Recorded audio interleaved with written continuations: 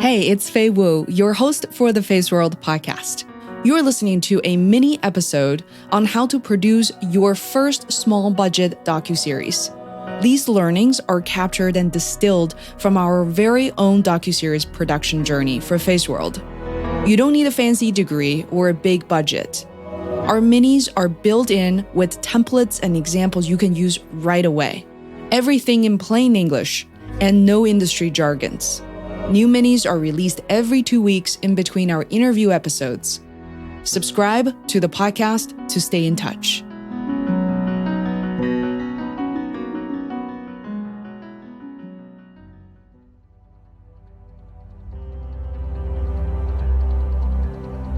Hi there, this is your host, Fei Wu, and you're listening to part of a How to Make Your First Docuseries mini-series on Feisworld.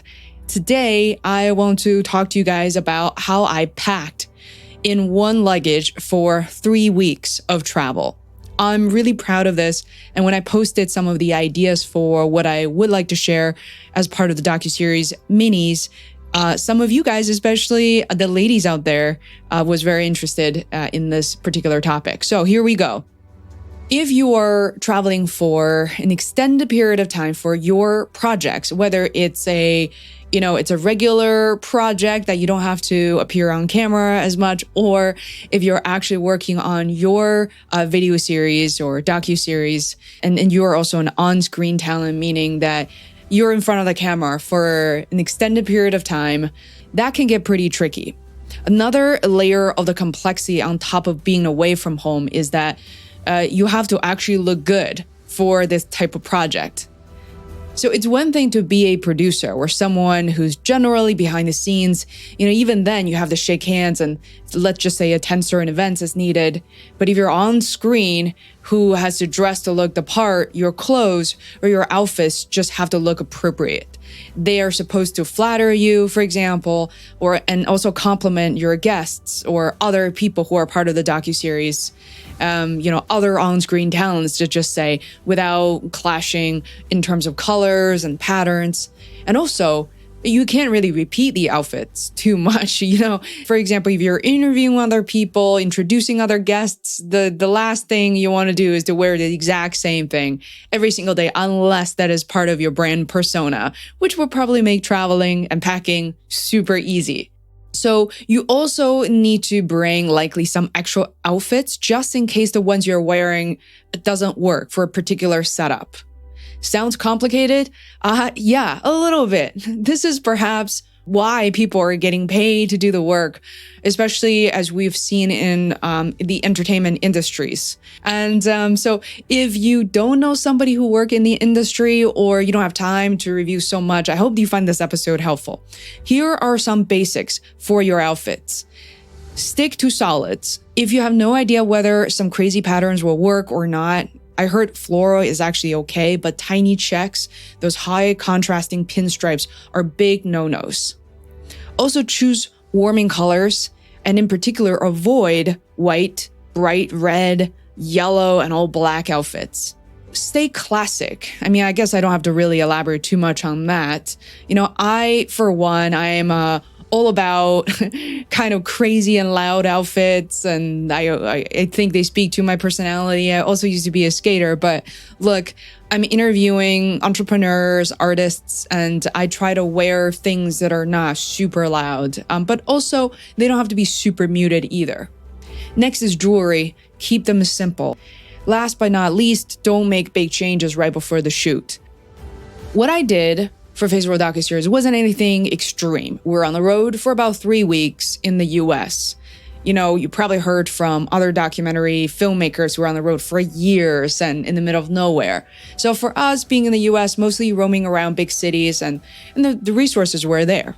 For the most part, our days were action-packed, leaving very little time to really go shopping. And when we were not shooting for the docuseries, we were reviewing footage and planning for the next day. Therefore, even though we could have easily gone to a supermarket, a drugstore, or shop for new outfits, it was just very important for me in particular to plan as much as I could ahead of time. I took a standard large suitcase, about 27 inches in height, so not the actual big ones, but the regular large standard suitcase. Everything, especially all the outfits I had planned, had to fit in there. I want to kind of dive in a little bit deeper and talk about the way that I structured my outfits and not just a simple list of what to avoid, what to think about. Not gonna lie, I read a number of articles on Google. You can Google them right now. And the key takeaways are, in addition to what I mentioned above, is really bring clothes that are multifunctional. And the more outfits you can create from a single item, the better. And also not to bring too many repetitive items that are super similar to one another. Here's some other tips I figure out on my own.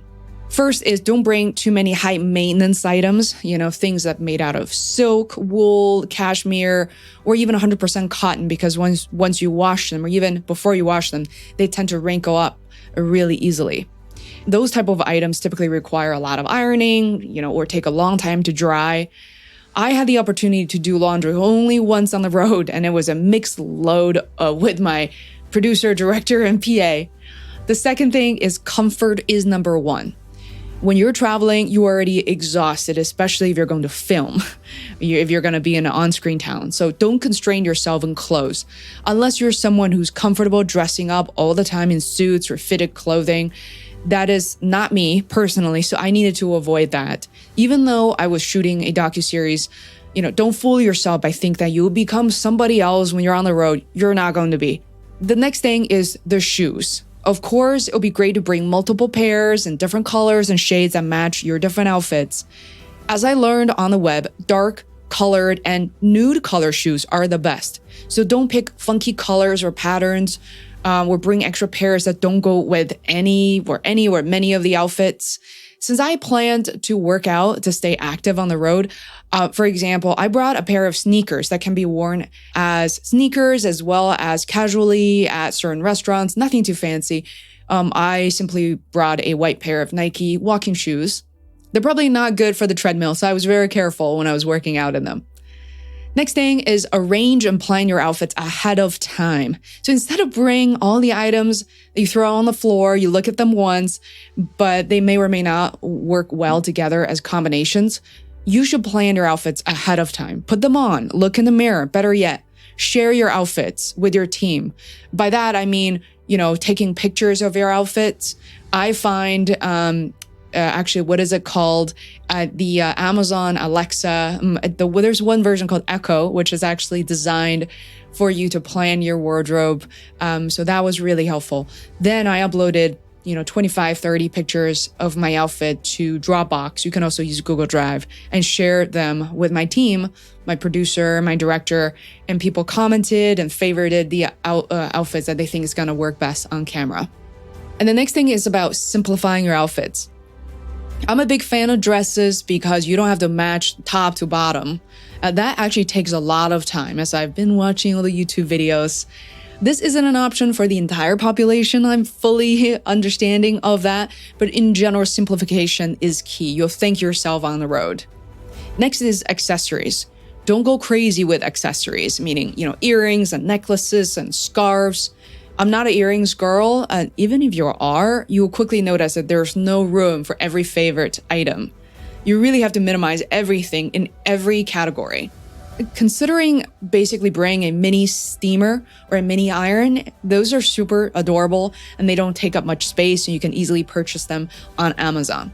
The next category of things I want to talk about is actually makeup. So know the look you're achieving is really important and bring only the makeup items you need and know that you will wear. Sephora, for example, is proven to be a very valuable resource. I rarely shop there because I'm not really into high-end makeup products. However, at Sephora, you'll be able to work with a makeup artist if you're someone who have no clue how to achieve certain look. Plus, you can try out a variety of products. Things that, such as eyeshadow, lip color, and especially things like foundation, without trying them on. If you just grab a whole bunch from CVS or Walgreens, even though they're cheaper per item, you ended up purchasing a lot of items that simply won't match your look, your skin tone. And also, depending on the film, the documentary you're shooting, your director will give you a good sense for what he or she wants you to wear or to avoid in terms of the makeup. As for Feisworld, what I've been told was to keep it simple and very natural.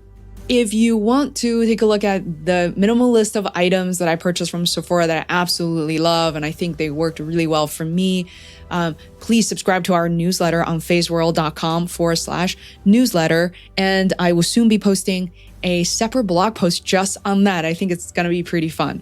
Last couple of things before we wrap up. One of my newfound favorite item is the pre-moist makeup remover sheets. They serve a variety of purposes, plus you don't need to add water to use them. When I get super tired after the film, late at night, all I have to do is pull out one sheet and simply take all the makeup off. I also do recommend bring 2 sets of makeup.